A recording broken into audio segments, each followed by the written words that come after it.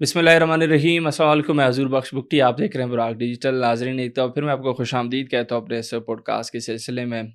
ये जो peace talks हो रहे हैं या फिर दूसरा रोज़ जो पीस टॉक्स का है वो आज से बाकायदा तौर पर आगाज़ हो जाएगा। ख़बरें यही हैं कि जो ईरानियन डेलीगेशन है वो आज इस्लामाबाद पहुँच जाएगी। इन सारी चीज़ों पर बात करेंगे अपने गेस्ट से, और मज़ीद हमेशा से हम जब भी उनसे बात करते हैं कुछ नई चीज़ें हमें सीखने को भी मिलते हैं। आज भी चाहेंगे कि ये जो मुज़ाकरात आगे बढ़ रहे हैं और बीच में कुछ पेशरफ़्तें हुई थी जिसने काफ़ी रुकावट का रोल अदा किया था इन पीस टॉक्स में, उस हवाले से भी कुछ चीज़ें हैं। ऑब्वियसली आपने हरमुज़ एक दफ़ा फिर बंद हुआ है, उसके बाद आपको ये पता होगा कि ईरानियन कार्गो शिप थी उसको कस्टडी में भी लिया गया था। जो यूएस नेवल ब्लॉकेड है वो काफ़ी रुकावट बन रही है इन मुज़ाकरात के दरमियान। उस हवाले से भी मैं चाहूँगा कि इनके व्यूज़ लें। इन सारी चीज़ों पर बात करने के लिए मेरे साथ जुड़े आशर अज़ीम साहब हैं, उनसे बात करते हैं। सर खुशामदीद। मुफ्ती साहब, thank you for having me on your show, और आपको और आपके देखने वालों को सलाम पेश करता हूँ। वालेकुम सलाम। सर, लास्ट टाइम जब आपसे बात हो रही थी इस टॉपिक पर तो आप भी काफ़ी आपने कुछ नई चीज़ें हमें बताई थी कि शायद ये जो जंग है ये कुछ थोड़ी देर के लिए रुके, आगे चल के दोबारा से स्टार्ट हो, या ऐसी ऐसी ही कुछ चीज़ें आपने बताई थी। बिल्कुल काफ़ी रुकावटें भी बीच में हमें देखने को मिली, शायद मुज़ाकरात ना हो, क्योंकि जो कुछ अनऑफ़िशियल ज़राए थे वो यही बता रहे थे कि ईरान वॉकआउट कर रहा है इन सारे मुज़ाकरात से। इन चीज़ों को आप कैसे देखते हैं? भुट्टो साहब, मैं अभी भी वहीं पे खड़ा हूँ। मेरा मानना ये है कि भाई अमेरिका की और इसराइल की ज़ाहिर है नीयत नहीं है हुँ, सुलह करने की।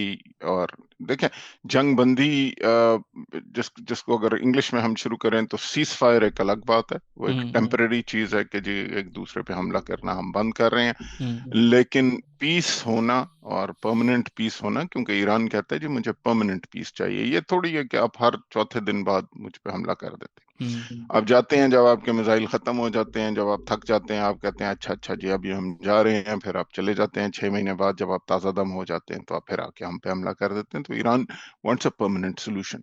हुँ, अच्छा, अब वो परमानेंट सोल्यूशन और वो परमानेंट पीस तब हो जब तीनों पार्टीज में उसकी ख्वाहिश हो।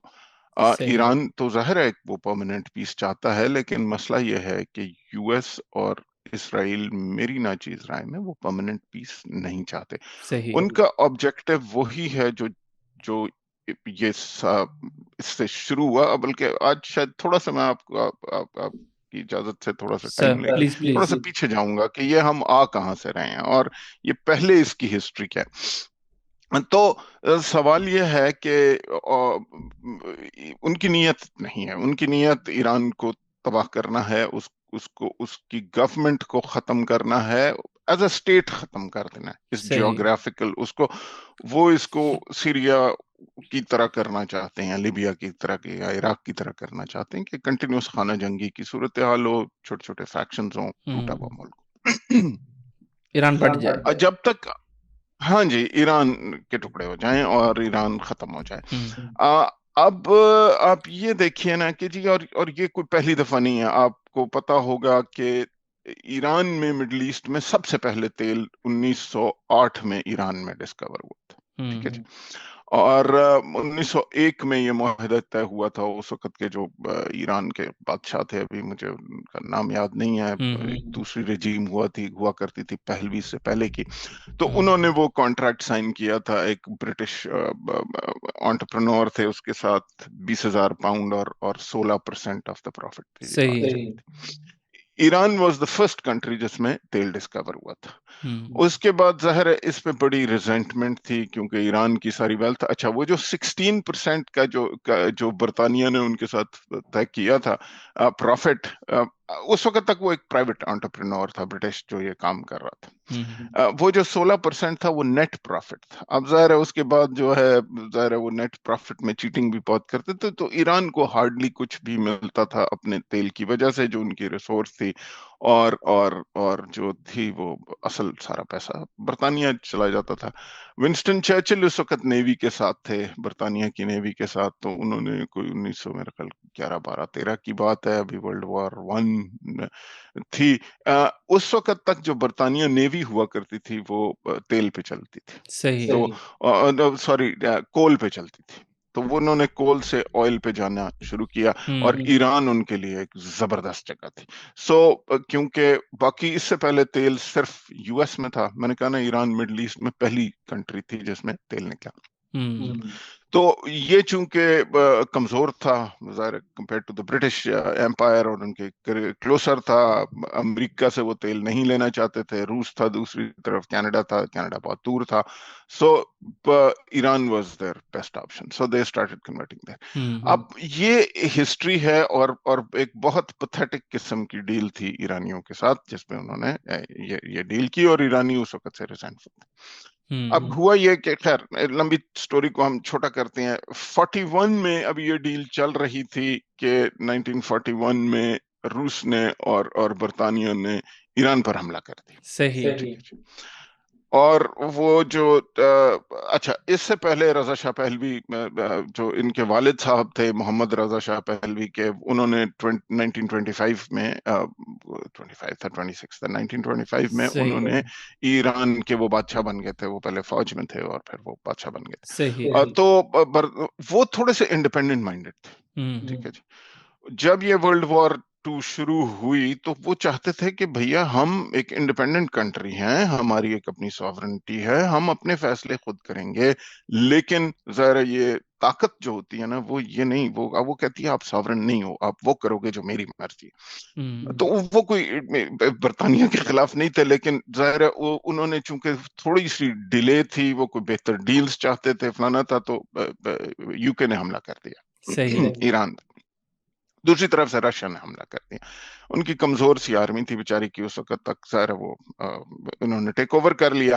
ایرانیوں کی اس وقت بھی ریزنٹمنٹ پھر ہے کہ جی آپ ایک طرف تو ہمارے ساتھ ہمارا آئل تھا اور ہماری بزنس پارٹنر تھے, اور آپ ہمارے سے پیتھیٹک ٹرمز پہ تیل لے رہے تھے, اور اس کے بعد پھر آپ نے جو ہے ہم پہ حملہ بھی کر دیا. انہوں نے وہ حملہ ایک تھوڑی دیر کے لیے رکھا, باپ کو فارغ کر دیا, بادشاہ جو تھے رضا شاہ پہلوی, اور محمد رضا شاہ پہلوی جو کہ مشہور بادشاہ, شاید ان کی بہت تصویریں سب کی, جو اب جو پہلوی بیٹھا ہوا ہے امریکہ میں, اس کا باپ جو تھا اس کو 21 سال کی عمر میں اس کو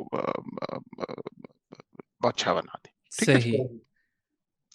اب ہوا یہ کہ ایک پتھیٹک ٹرمز, اچھا تھوڑی سی ایران میں اس کے بعد پالیٹکس بھی تھی اور ڈیموکریسی کی فارم آ رہی تھی کہ جی لوگ اپنی مرضی. تو مصدق تھے 1951 میں, مصدق صاحب تھے جو کہ وہاں کے پرائم منسٹر بنے. انہوں نے کہا کہ یار یہ جو تیل کا سارا مسئلہ ہے یہ بالکل ٹھیک نہیں ہے, برطانیہ کے ساتھ ان کی نہیں بنتی تھی, اور انہوں نے کہا جی یہ تیل ہم نیشنلائز کر رہے ہیں, یہ ہماری وہ ہے پروڈکٹ ہے, اور ایران کے عوام کو فائدہ ہونا چاہیے. صحیح. جو میں ہمیشہ کہتا ہوں نا کہ جی میں پاکستان کا شہری, پاکستان کا مالک ہوں, یہ زمین یہ لوگ میرے ہیں, تو اس جو ایک ملک ہوتا ہے اس کے شہری اس کے مالک ہوتے ہیں. بالکل اور ایسے یہ ہی جو جمہور کی ساری باتیں ہیں کہ جی جو ویسٹرن ہر جگہ جمہور لاتے ہیں, وہ جمہور صرف وہاں لاتے ہیں جہاں پہ وہ جمہور ان کے فیور کا ہوتا ہے. ٹھیک ہے.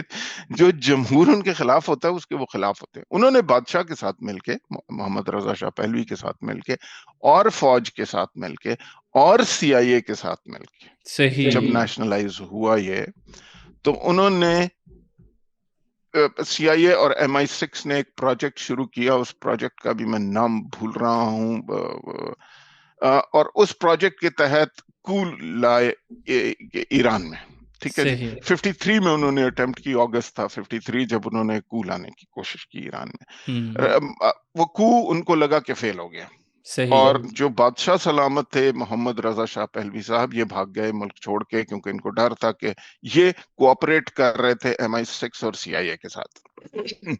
ملک کا اپنا بادشاہ اپنے وزیر اعظم کے خلاف, فوج اس کے ساتھ ملی ہوئی تھی, اور اس نے اپنے وزیر اعظم کے خلاف فارنرز کے ساتھ کو کر رہے تھے. اچھا جب وہ کو فیل ہوئی تو یہ صاحب چلے گئے, اٹلی میں رہے کوئی ایک آدھ مہینہ میرا خیال, لیکن وہ پھر دوبارہ وہ کو کامیاب ہو گئی, کیونکہ فوج میں بیچ میں مل گئی ان کے ساتھ, اور 100% فوج نہیں تھی لیکن میجورٹی, تو وہ کو کامیاب ہو گئی. بادشاہ سلامت واپس آ گئے 1953 میں. بادشاہ سلامت نے نیشنلائزیشن کا وہ جو تھا وہ پروجیکٹ ختم کر دیا. لیکن چونکہ سی آئی اے بھی اب بیچ میں انوالو ہو چکی تھی تو امریکیوں کو بھی اب شیئر چاہیے تھا اس تیل میں، تو صحیح امریکی بھی اس میں انوالو ہو گئے۔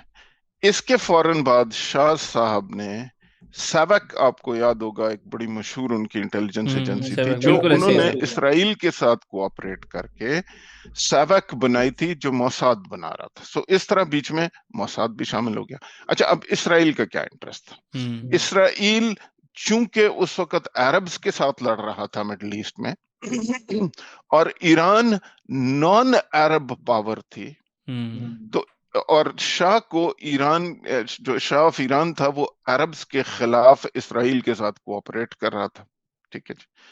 تو اور سیوک جو کہ آپ نے پتہ نہیں اس کی تصویریں دیکھی ہیں اس زمانے کی کہ نہیں، آپ لوگ بہت ینگ ہو، لیکن جو سیوک جس طرح کی ایک وائلنٹ ٹارچرس آرگنائزیشن تھی جو کہ اپنے لوگوں کے لیے صحیح جو موساد کے ساتھ مل کے بنائی تھی، تو اسرائیل کی، امریکہ کی اور ایران کی شاہ کے ساتھ بہت اچھی کوآرڈینیشن تھی، اور اس کے نتیجے میں یہ اسرائیلی بلاک میں بھی تھے اور یہ سارے تھے۔ اور مطلب یہ بڑا انٹرسٹنگ ہے کہ آج اسرائیل عربز کو استعمال کر رہا ہے، امریکہ اور اسرائیل عربز کو استعمال کر رہا ہے ایران کے خلاف۔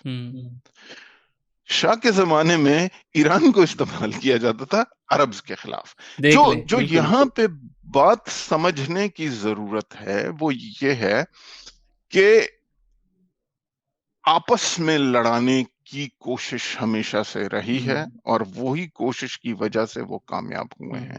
سر بالکل، یہاں پر ایک مثال، وہ سوری انٹرپٹ کر رہا ہوں سر، وہ قطر کا، سوری اس کا عراق کا بھی تو ہے، پہلے صدام کو ایران سے لڑایا تھا، بعد میں صدام کے اپنے ساتھ کیا کیا تھا، وہ ساری چیزیں بھی تو انٹرلنکڈ ہیں سارٹ آف۔ تو میں تھوڑا سا آج ہسٹری میں اس لیے گیا کیونکہ یہ جو بٹریل ہے اور یہ جو ایران کے آئل کے پیچھے جانے کی جو ایک ہسٹری ہے بائی دا ویسٹ، اور اسرائیل جو یوز کرنے کی اس خطے کو اپنے لیے جو پالیسی ہے، یہ مطلب یہ 1901 کے زمانے سے چلی آ رہی ہے، یہ جو امپیریلسٹ جی، تو یہ ایسے نہیں، اب تو 1.25 سے بھی اوپر ہو گیا ہے، لیکن یہ تو بہت ہسٹوریکل ہے نا جی، جو اپنے آپ کو امپیریل سمجھنا، طاقتور سمجھنا، اور یہ کہنا کہ جناب یہ میری ٹرمز ہیں، آپ انہیں میٹ کریں تو ٹھیک ہے، کیونکہ آپ دوسرے کو برابر نہیں سمجھتے، وہ مینیپولیٹ کرنے کی کوئی چیز دیکھیں۔ سو یہاں تک ابھی ہم پہنچے، تو سوال یہ ہے کہ آپ چاہتے ہیں کہ پیس ہو جائے، ٹھیک ہے جی، مطلب سیز فائر ہو جائے، پیس ہو جائے، مطلب کہ تم چپ کرو، ہم پہ حملہ نہ کرو، جس طرح ہم تم سے چھین جھپٹ رہے ہیں، تمہاری ریسورسز پہ قبضہ کر رہے ہیں، جو بھی کر رہے ہیں یہ ہمیں کرنے دو، ہمارے ہاتھوں میں کھیلتے رہو، ہمارے ہاتھوں سے استعمال ہوتے رہو، لیکن خاموش رہو، آگے سے لڑو نہیں، ٹھیک ہے جی۔ سو there is a concept of justice and there's a concept of peace، ٹھیک ہے جی۔ اگر جو طاقت ہوتی ہے نا، وہ جسٹس نہیں چاہتی، وہ پیس چاہتی ہے کہ میں جو مرضی کروں، میرا حکم غلط ہو صحیح ہو تم مانو، یہ اسے پیس کہیں گے ہم۔ لیکن اگر اب ہم اور پیچھے چلے جائیں، اگر ہم ابراہیمک اکارڈ پہ چلے جائیں، ابراہیمک اکارڈ غلط ہے، ابراہیم اکارڈ تو اسرائیل کرنا چاہتا ہے، جو ابراہیم کا آرک ہے، جو ابراہیم مطلب جو مونوتھیزم اس دنیا میں جب شروع ہوتی ہے، جب یہ کانسیپٹ آتا ہے کہ جی اللہ ایک ہے، گاڈ ایک ہے، یا آپ اس کو جس بھی ریلیجن سے، تو مونوتھیسٹک ریلیجنز دنیا میں 3 ہے نا جی، اسلام ہے، کرسچینٹی ہے اور جوڈائزم ہے، یہ تینوں ابراہیم کے بچے ہیں، چلڈرن آف ابراہیم ہے، حضرت ابراہیم کی اولاد ہے، ٹھیک۔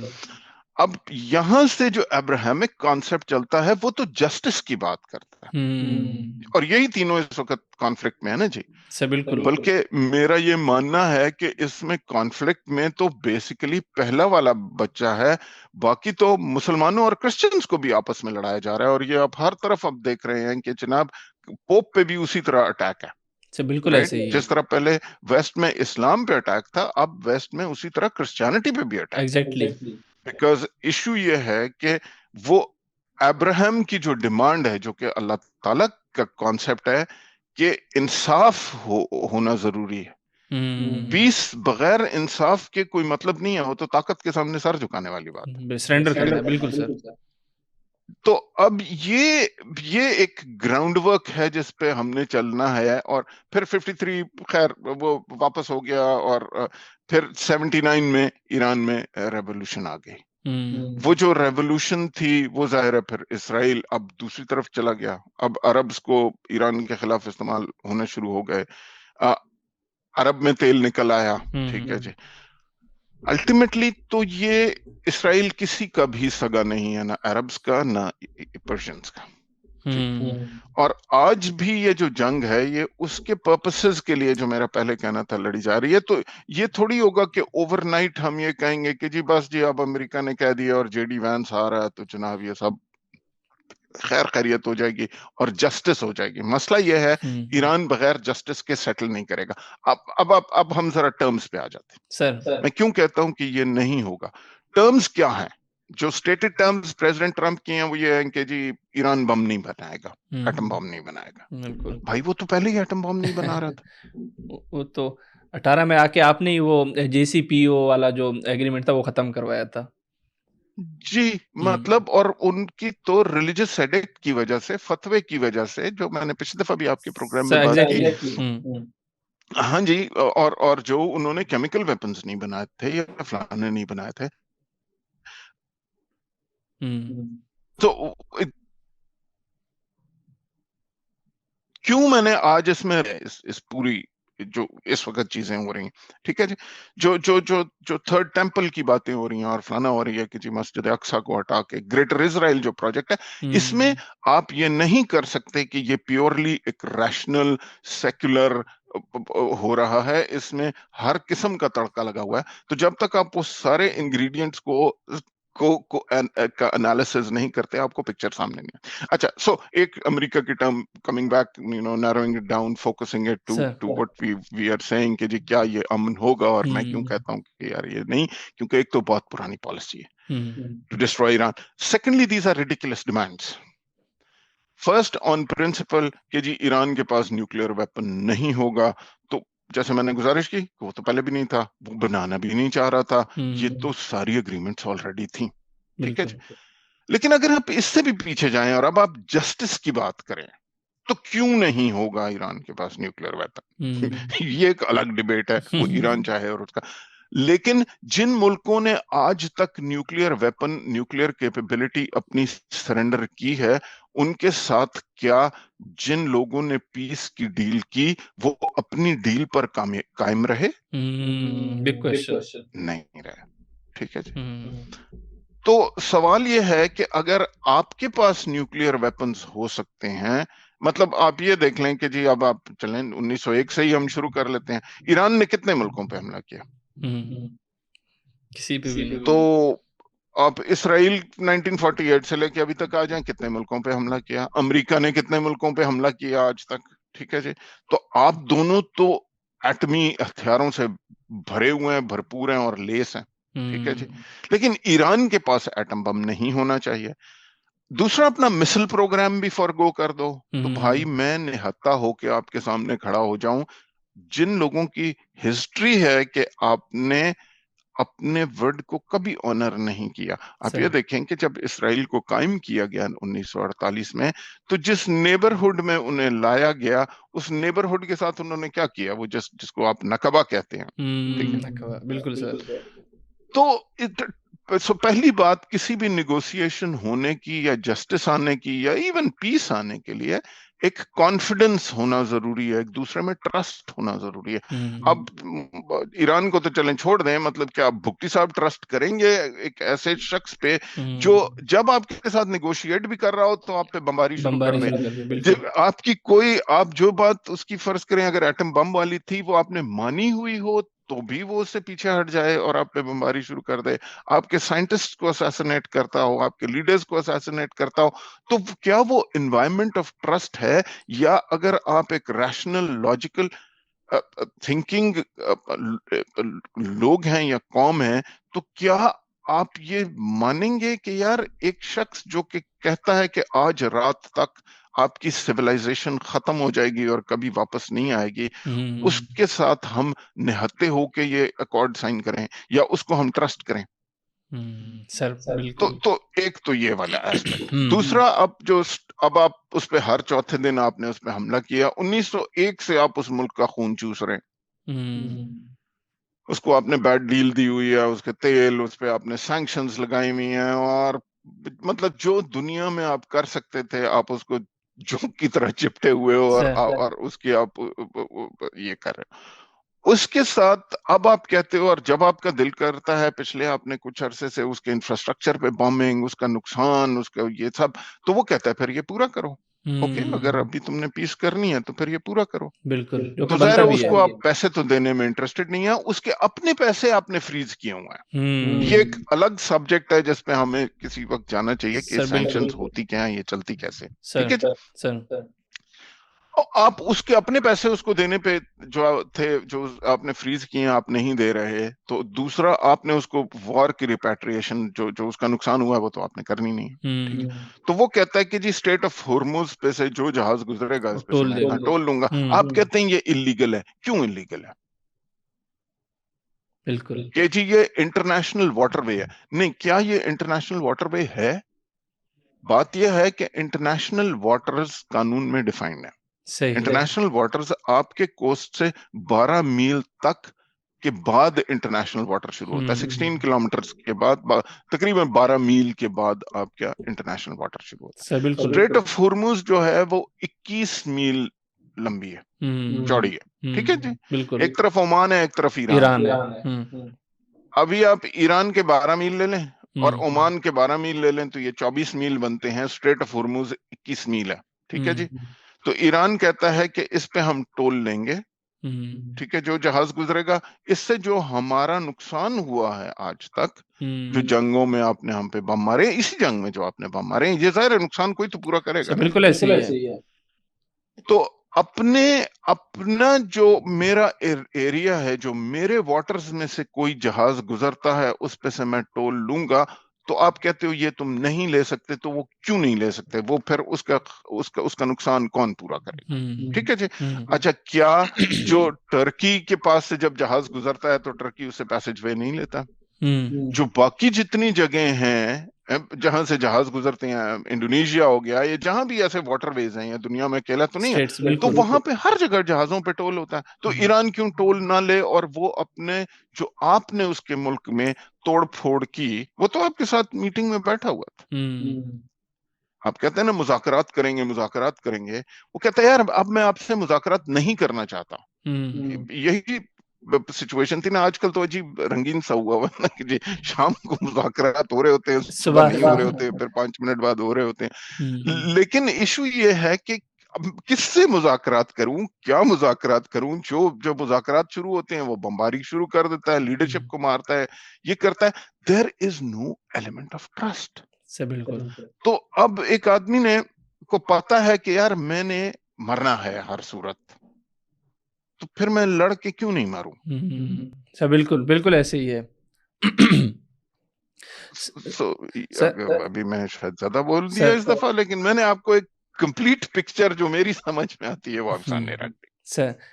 سر بالکل نہیں، ضروری بھی ہوتا ہے جو ہسٹوریکل پرسپیکٹیو وہ دیکھنا چاہیے تاکہ لوگوں کو پتہ چلے کہ یہ چیزیں ابھی سے نہیں ہو رہی. کیونکہ ایک جو لے مین اپروچ ہوتا ہے وہ یہی ہوتا ہے، جو اس کو اس وقت دکھائی دے رہا ہوتا ہے وہ اسی پہ بیسڈ اپنا اوپینین کنڈکٹ کرتا ہے اور ساری چیزیں دیکھتے ہیں. لیکن آپ نے جو ایک ہسٹوریکل پرسپیکٹیو سے ساری چیزوں کو بتایا، ڈاٹس کو کنیکٹ کیا، ان چیزوں کو میں بھی کافی کچھ سیکھنے کو ملا ہے، اور امید کرتا ہوں ہمارے ناظرین بھی اس چیز کو کافی اچھا سمجھیں گے اور کچھ انفارمیٹیو چیزیں ضرور سمجھیں گے ان ساری چیزوں کو. باقی سر بہت اچھا لگا آپ سے بات کر کے. انشاءاللہ نیکسٹ پوڈ کاسٹ میں دوبارہ آپ سے ملاقات ہوگی. بہت بہت شکریہ.